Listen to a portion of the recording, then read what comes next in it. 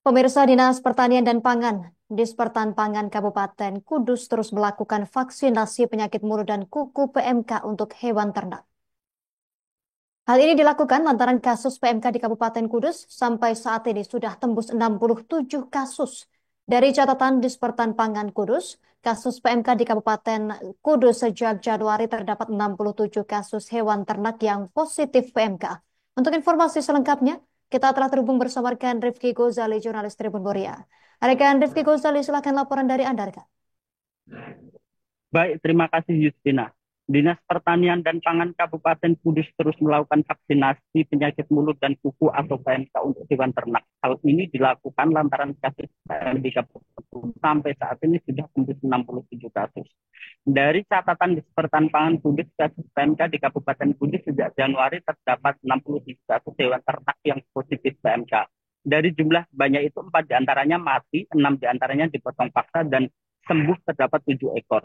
Vaksinasi yang dilakukan oleh Dispertan Pangan menyasar ke sentra-sentra peternakan, termasuk sentra peternakan sapi perah Arijaya di Desa Singosari, Kecamatan Kudus beberapa waktu yang lalu.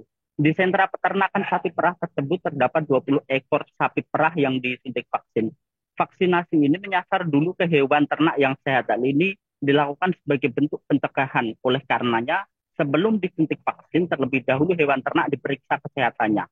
Sedangkan untuk sentra ternak yang di dalamnya terdapat hewan yang terjangkit PMK, solusinya yakni dengan menjaga kebersihan kandang dan membatasi adanya keluar masuk hewan ternak baru. Terapi penyembuhan yang dilakukan untuk hewan ternak yang terjangkit PMK yakni dengan diberi vitamin dan antibiotik. Kepala Bidang Peternakan Dispertan Pangan Kudus Ari Nikmah mengatakan pada Januari ini pihaknya menargetkan 300 vaksin untuk hewan ternak di Kudus. Kemudian untuk Februari 2025 ditargetkan menyasar ke 700 ekor hewan ternak yang divaksinasi. Untuk alokasi vaksin ini dari Kementerian Pertanian menyesuaikan dengan jumlah hewan ternak yang terkena PMK, tapi diprioritaskan kepada hewan ternak yang masih sehat sebagai upaya antisipasi PMK.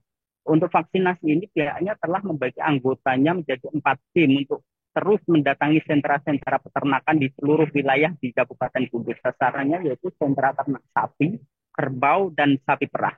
Untuk jumlah populasi hewan ternak di Kabupaten Kudus sendiri saat ini yaitu untuk sapi potong sekitar 3.200 ekor, untuk kerbau sebanyak 1.900 ekor, dan sapi perah sekitar 180 ekor. Demikian, Justina. Terima kasih rekan Rifki Gozali, jurnalis Tribun Muria atas laporan dari Anda. Selamat bertugas kembali. Melengkapi informasi ini berikut wawancara wartawan kami bersama sejumlah pihak terkait. Jadi pagi hari ini kami ada 4 tim terjun ke lapangan untuk pelaksanaan vaksinasi PMK. Sebenarnya kita sudah mulai dari per hari Senin kemarin tanggal 19.